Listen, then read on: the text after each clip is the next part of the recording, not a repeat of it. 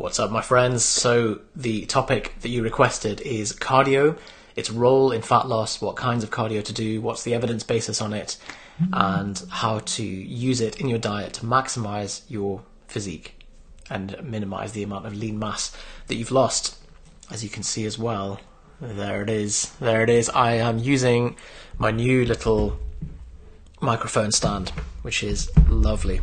I'm very unreasonably excited about it. So as we go along, let me know if you have any questions, but topic today is cardio. So I actually covered the technical aspects of the cardiovascular adaptations on the heart and lungs in a separate video, so I will link that in the comments below. And also I talk about conditioning as a whole and what is meant by conditioning and the different sorts of it. So, technical stuff aside, the key points are, number one, cardiovascular exercise seems to have mixed effects on people's appetite. It doesn't reliably improve or reduce people's appetite, but in general what we find is that people who eat after doing cardio tend not to overcompensate unless there's if they're left to their own devices. So that's quite a good idea, that's quite a good thing to know. However, it's very easy to do that still, so don't be lulled into a false sense there, because I don't know if you've ever been into a GP's waiting room, which is the main place you see this kind of thing, and it equates the number of alcoholic drinks with how much walking you'd have to do to burn it off, and like a pint of lager is something like 42 minutes of walking. So if you're ever doing cardio to try and offset food that you've eaten, it is a long ass way to do it, and you're much better off restricting calories on the day prior or after rather than trying to burn it off cardio wise. Really, if we're going to be doing cardio, it should be, one, because you enjoy it, and two, because you are training for something and you want to elicit that adaptation for a specific purpose. Now, doing cardio obviously is great for cardiovascular conditioning, and that's really the main purpose that we do it. But training in general, doing any kind of resistance training, if you're going to the gym and doing a set of squats, you will get a cardiovascular adaptation from that. It doesn't have to be on a treadmill for you to be able to get the benefits. And I think we often, because of the way the fitness industry talks, they talk in a very siloed way that if you do 7 reps, that's hypertrophy, or if you do 4 reps, that's strength, and 15 reps is endurance and all this. But actually, you are eliciting a general training response, and you'll get some of each kind of thing, unless you go on the extreme end. If you run a marathon, you're not going to get much strength adaptation, and if you do only sets of 1, you're not going to get much cardiovascular adaptation. But anything in between, it's a bit more of a murky area, and you're going to get more of a general training response. Cardio also will massively reduce your mortality. So a lot of health outcomes are improved by improving your cardiovascular conditioning. Also, improvement in mood, general metabolic disease, metabolic syndrome, huge improvement in that. And primarily as well, if you are not even looking to improve your cardio fitness, but you want to just get swole, if you want the guns, then cardio is still going to help improve your work capacity, which will allow you to then accumulate more volume in the gym, and as a result, get bigger. So generally there is a lot to be gained from doing some form of cardio. Now, one interesting study, and I'm going to link all of this stuff in the comments, is the effect of cardio on depression, ruminative thoughts, so sort of circular self-referential thoughts, and anxiety.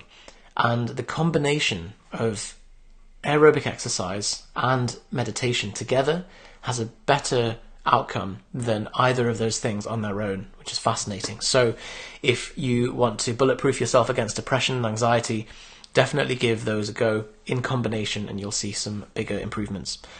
So what else is said about cardio? Aerobic training seems to be superior to resistance training for weight loss.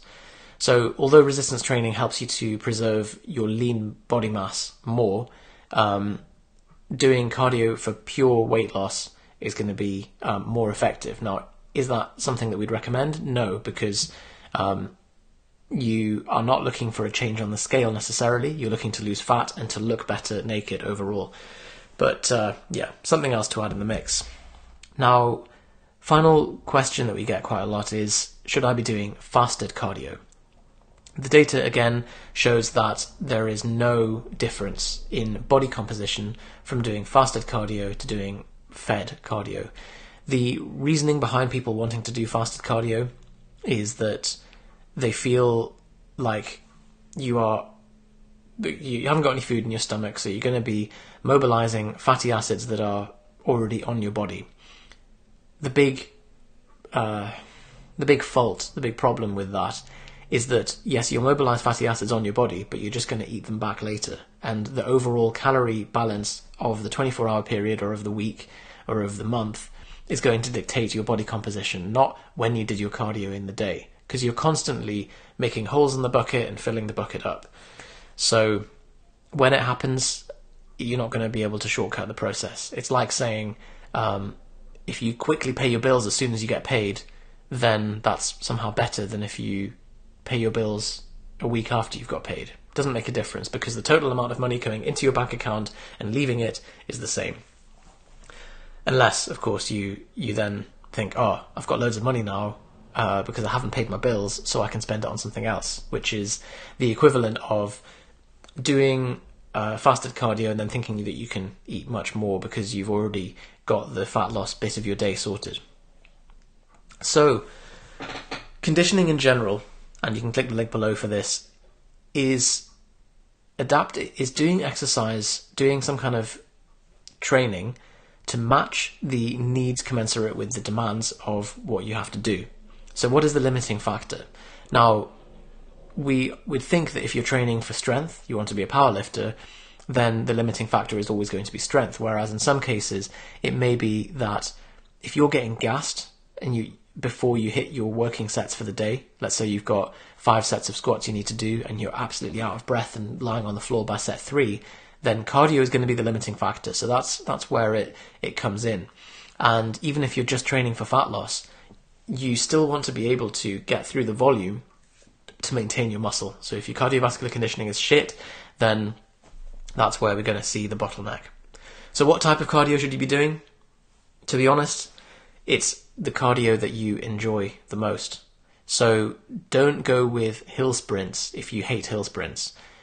Honestly, it doesn't have to be precisely trackable or anything. If you just want some kind of movement in your day, go and play badminton with a friend. Go on a trampoline. Don't be a melt and just default to the treadmill. It's a really boring and not a very motivating way for you to get through your cardio, and you're less likely to stick to it. The way that I prefer to use this is listen to a podcast and go for a walk in the morning. Go and get your groceries from the shop. Do something outdoors. Drive out to a grassy area and go and get your feet on the floor. Go and stand barefoot. Go and play around. Do something that's a bit more of a way to stack up on either doing something productive or just getting into your body. So that's a quick run through of cardio. I'm going to include a bunch of links in the comments below. And if you have any more questions, shoot us a message in the group and we will get back to you. All right, speak soon.